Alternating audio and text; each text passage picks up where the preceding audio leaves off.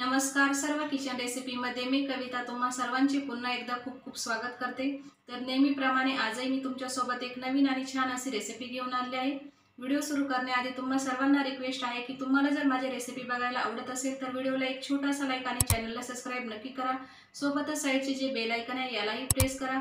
यामुळे काय होईल की ज्या छान छान रेसिपी मी अपलोड करत असते त्या सर्वांची नोटिफिकेशन तुम्हाला सर्वात अगोदर मिळेल। चला तर मग वेळ न घालवता पटकन रेसिपीला सुरुवात करूया। तर हा रवा आणि बटाट्याचा अतिशय चविष्ट खमंग कुरकुरीत नाश्ता बनवण्यासाठी सर्वात अगोदर मेजरिंग कपाच्या साहाय्याने मोजून मी 1 कप इतका रवा घेतलेला आहे। रवा तुम्ही जाड किंवा बारीक कोणताही घेऊ शकता। सोबतच या ठिकाणी मी 2 मध्यम आकाराचे बटाटे घेऊन त्याला व्यवस्थित असं किसून घेतलेलं आहे।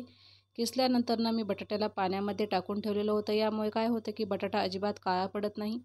यानंतर गॅसवरती पॅनमध्ये 2 चमचे इतकं तेल गरम होण्यासाठी ठेवलेलं होतं। आता आपण यामध्ये 1 चमचा इतकं जिरं टाकून त्याला अगदी छानपणे फ्राय करून घेऊया। जिरं फ्राय झालं आहे तर आता यामध्ये मी 1 चमचा इतकी सफेद तीळ घालत आहे। तीळ या ठिकाणी पूर्णतः ऑप्शनल आहे, तुम्ही हो तर स्किप देखील करू शकता।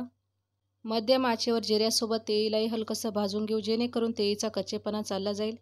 यानंतर यामध्ये मी 1 चमचा इतकी बारीक चिरलेली लाल मिर्च टाकलेली आहे।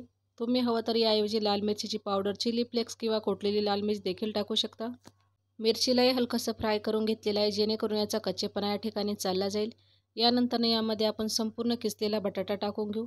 तर बघा अशा प्रकारे साधारणतः 2 ते 3 वेळा किसलेल्या बटाट्याला मी स्वच्छ असं धुवून घेतलेलं होतं, कारण की बटाट्यामध्ये भरपूर प्रमाणामध्ये स्टार्च असते आणि याची स्टार्च पूर्णपणे निघून गेली की हा नाश्ता अजिबात तेलकट होत नाही आणि शिवाय मस्त असा खमंग आणि कुरकुरीत तयार होतो। तर मध्यम आचेवर आपण या बटाट्यालाही छानपणे फ्राय करून घ्यायचं आहे।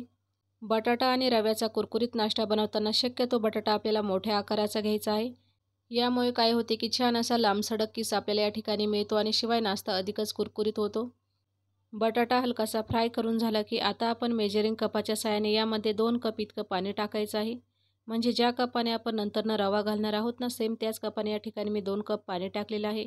चवीनुसार मीठ टाकायचे आहे, तर 1 चमचा मिठाचा वापर केला आहे। नाश्त्याला रंग छान यावा याकरता चिमूटभर हळद टाकलेली आहे। शिवाय नाश्ता अधिकच छान असा चटपटीत व्हावा याकरता यामध्ये मी पाऊण चमचा इतका चाट मसाला देखील टाकलेला आहे। तुम्ही हवं तर चाट मसाल्याच्या ऐवजी लिंबाचा रस किंवा आमचूर पावडर देखील यामध्ये घालू शकता। मिक्स करून घेऊ मसाल्यांना व्यवस्थितपणे। मध्यम आचेवर पाण्याला एक उकळी काढून घ्यायची आहे। पाणी हलकंसं गरम झाले की ताबडतोब आपण यामध्ये संपूर्ण रवा टाकायचा आहे। तर बघा मेजरिंग कपाच्या साहाय्याने फक्त 1 कप रवा यामध्ये मी घातलेला आहे। सोप्या पद्धतीने लक्षात ठेवायचे झाले तर 1 कप रवा, 2 कप पाणी आणि 2 कच्चे बटाटे असं मी प्रमाण या ठिकाणी घेतलेलं आहे। संपूर्ण रव्याला मिक्स करत साधारणतः 2 ते 3 मिनिटांपर्यंत मीडियम फ्लेमवरती व्यवस्थितपणे मिक्स करत राहायचं आहे। म्हणजे जोपर्यंत हे मिश्रण डो फॉर्ममध्ये येत नाही तोपर्यंत आपल्याला शिजवायचं आहे। जेव्हा आपण गरम पाण्यामध्ये रवा टाकतो तेव्हा याची शिजण्याची प्रोसेस ही पटकन होत असते आणि या दरम्यान यामध्ये गाठी वगैरे होण्याची देखील शक्यता असते। तर अशा प्रकारे चमच्याच्या साहाय्याने आपल्याला हलकं हलकं प्रेस करत रव्याला अगदी छान असं शिजवून घ्यायचं आहे। जवळपास 3 ते 4 मिनिटं झाले आहेत आणि बघा रवा या ठिकाणी अगदी छानपणे डो फॉर्ममध्ये आला आहे।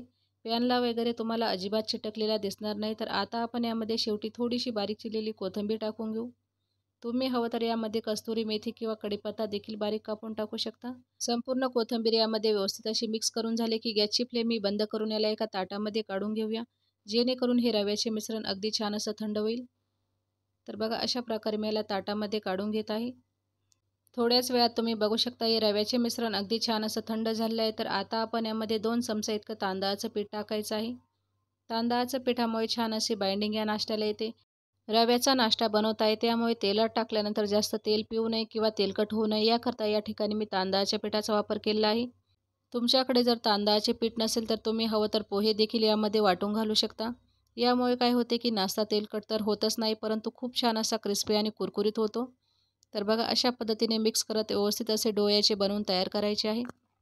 ज्या पद्धतीने आपण पीठ वगैरे भिजवतो अगदी त्याच पद्धतीने मी याची छान असं डो बनवून तयार केलेलं आहे। म्हणजे रव्याला मस्त असं एकजीव करून घेतलेला आहे।